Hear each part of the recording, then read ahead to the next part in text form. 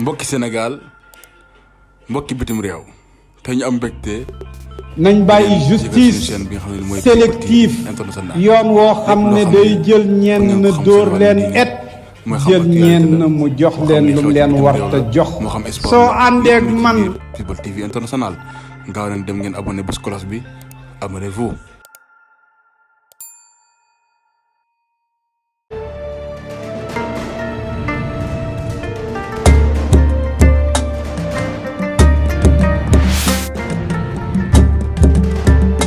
kenn du la tuutal. bu baaxul ñuñu réew ma duñ baaxle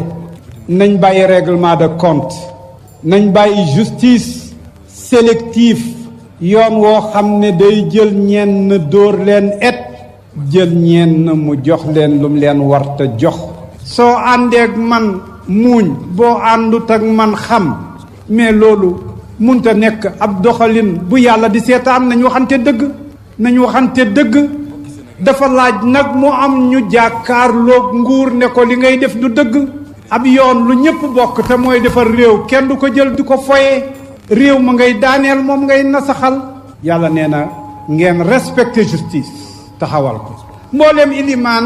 moom lay jullee àjjuma di ko tëjee waaye du joxañ président day foog ne baat ba bu ko waxee rek doy na firi adlu mooy la justice duwul lu ñuy foye duwul règlement de compte su ko réew yëkkatee ilimaan yépp dañ ko waroon a jullee ji jumaa ne loola bokkul ci adlu bokkul ci ihsaan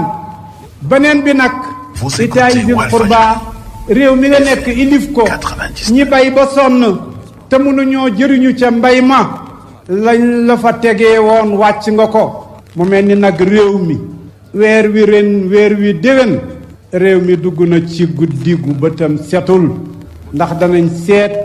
ndax réew mi sañ na wala sañul ndax mun nañ koo siif wala munuñ koo siif ndax mun nañ fee def lu doon dëgg wala munuñ ko fee def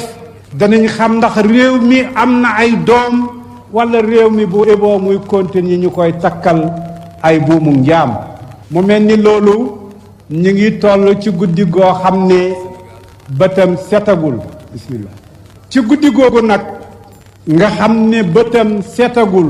li nga xam ne daal man moom laa ko ci bàttale mooy ne lépp luñ gis ne lii rafetul bu ñu kenn jënd bu ñu kenn wax loo xam ne duwul dëgg te ñu xam ne loola lam ñuy yàqal luñ ñu wax ne dañ daf ñu koy jural rek lam ñu yàqal moo ko ëpp politique bii ñiy politiquee suñu réew yi dem ba gëm ne gor nekku fi nit ñi soo leen joxee alal moom leen boo leen tabaxalee moom leen boo leen jaaree ci ay kalifa moom leen dafa war a dakk baatu laa ilaha illallah daf fi war a jépp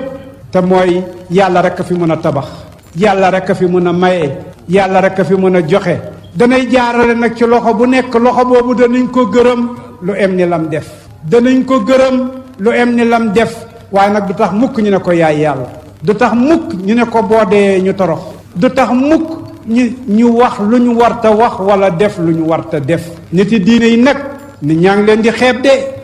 ndax nga jàpp ne fii lañ ko war a waxee bët bu set rek nga dégg ci ku wax lu mu warta wax ñu ne xanaa dangaa yëgul lañ ko defal ñu muy lor nag mi ngi leen di tuutil te du leen may mukk kon yooyu ci ma waxoon ne su ma fi toogee te waxu ma ko daaw dëgg la ñëwu moon waaye nag la ma fi daan wax yàlla may na ma dem ba ca palais ba ma wax ko pour ma won leen ni leen du fii rek laay toog di ko wax de ba ma àndeek Ahmed Boucar mii ñu dem ba gis Macky ba ma génnee télévision bi tàllal ma dama ko ne Macky Sall fekk mi ngi sama kanam génneel ba kii Imam Ndaw ak kii Sall Khalifa Sall ca palais ba laa ko waxee ne leen wax naa ceeg moom nag nee na ma droit lay doxal waaye man wax naa ko cohésion nationale réew dafa am lu ci am doole te mooy fexe ba nit ñi mën a dal nekk ci jàmm kon li may wax fii duwul ne dama koy wax ndax gisuma président démb ci waxtu wii ci laa gis premier ministre te li may wax fii laa ko wax moo sëgg waay sëgguma billaahi moo sëgg waay sëgguma kon nag baat baa ngi noonu ay